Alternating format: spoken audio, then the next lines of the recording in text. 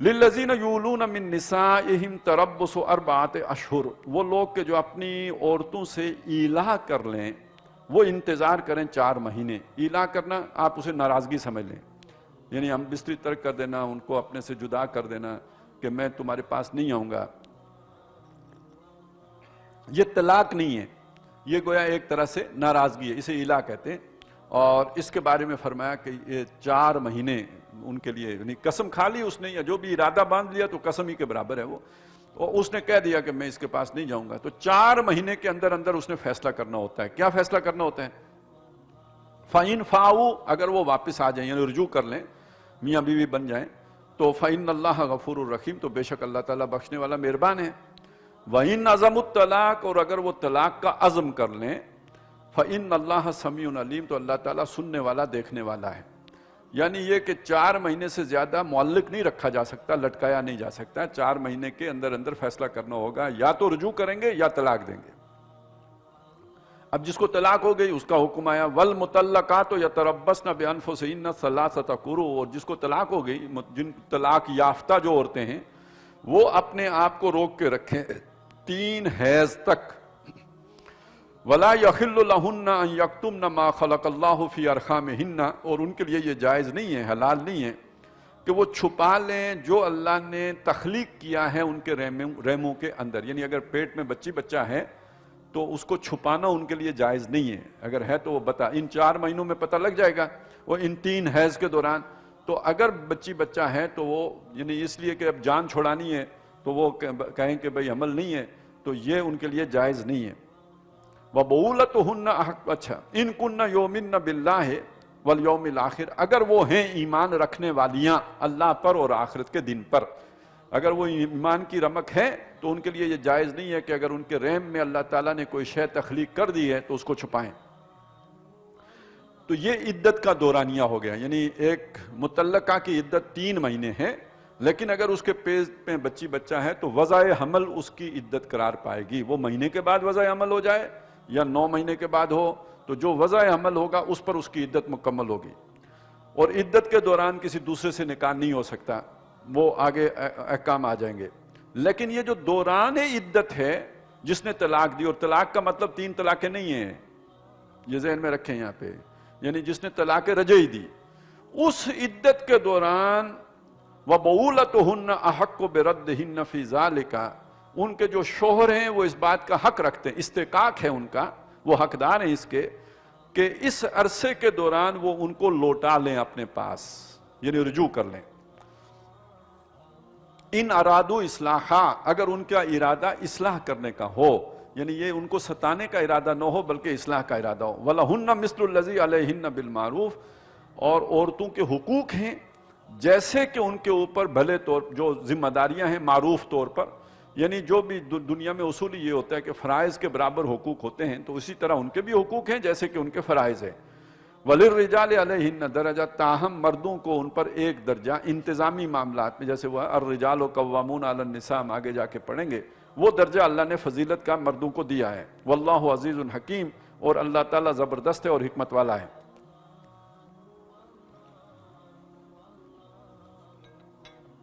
اب وہ واضح کر دیا کہ یہ طلاق کیا ہے، فرمایا الطلاق مرتان، طلاق جو ہوتی ہے یہ 2 ہی مرتبہ ہوتی ہے، یعنی رجعی طلاق جو ہے یہ 2 مرتبہ ہے، یعنی 2 دفعہ تک ہے۔ ویسے دیکھیے طلاق کا جو قرآن مجید نے طریقہ بتایا وہ یہ ہے کہ اگر کوئی، یعنی بنیادی بات یہ ہے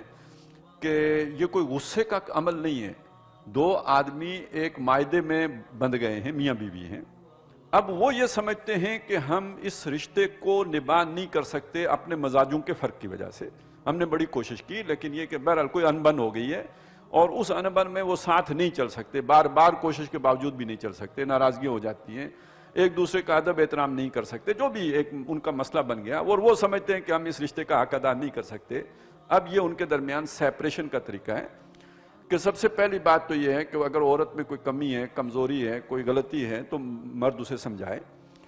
اس کے بعد اگر وہ اسے سمجھ نہیں آتی تو اس کا بستر جدا کر لے، ڈانٹ ڈپٹ بھی کر سکتا ہے، پھر بھی معاملہ نہیں سنورتا تو اس کے بعد وہ ایک طلاق دے گا۔ ایک طلاق دینے کے بعد پھر وہ 1 مہینے کے بعد اسے اگر معاملہ ٹھیک ہو جاتا ہے تو ٹھیک ہے، رجوع کر لیتا ہے، اچھی بات ہے، نہیں اچھا تو وہ دوسری طلاق دے لے، نہ بھی دے تب بھی وہ جب 3 مہینے گزر جائیں گے تو وہ ایک طلاق بائن اسے ہو جائے گی، وہ اب آزاد ہے، وہ کسی سے بھی نکاح کر سکتی ہے، اور یہ مرد بھی آزاد ہے، وہ ان کا آپس میں میاں بیوی والا تعلق ختم ہو گیا، لیکن اس میں فائدے کی بات یہ ہے کہ یہ آپس میں بھی دوبارہ نکاح کر سکتے ہیں۔ لیکن جب 3 طلاقیں ہو جائیں گی تو پھر آپس میں دوبارہ نکاح نہیں ہو سکے گا، تو اس لیے یہاں پہ فرمایا کہ 2 طلاقوں تک تو چونکہ گنجائش ہے کہ آپس میں پھر نکاح ہو سکتا ہے، اس لیے اسے کہا کہ طلاق تو ہوتی ہے 2 دفعہ تک، یعنی طلاق رجعی 2 دفعہ تک ہوتی ہے، الطلاق مرتان فَإِمْسَاكُمْ بِمَعْرُوفٍ أَوْ تَصْرِيحٌ بِإِحْسَانٍ۔ جب یہ مدت پوری عدت پوری ہو جائے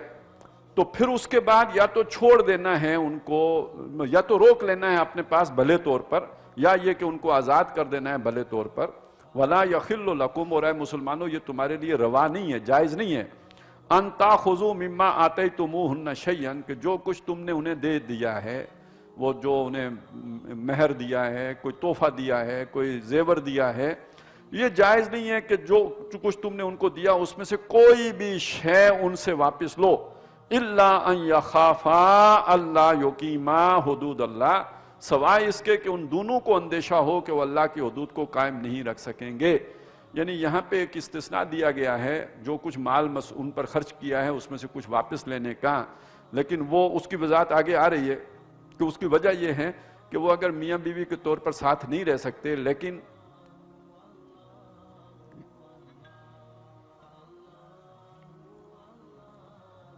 مسئلہ یہ ہے کہ میاں جو ہے وہ اسے بعد میں نکاح تو کرنا ہے دوسرا، اور اس کے پاس اتنی وسعت نہیں ہے کہ وہ دوسرا نکاح کر سکے، تو اس لیے چاہتا یہ ہے، یا عورت یہ چاہتی ہے کہ میں اس سے طلاق لے لوں، جان چھڑاؤں اس سے، تو ان دونوں صورتوں میں وہ اگر عورت کچھ اپنا حق مہر میں سے اس کو دے دیتی ہے تو اس کی چھوٹ دی گئی ہے،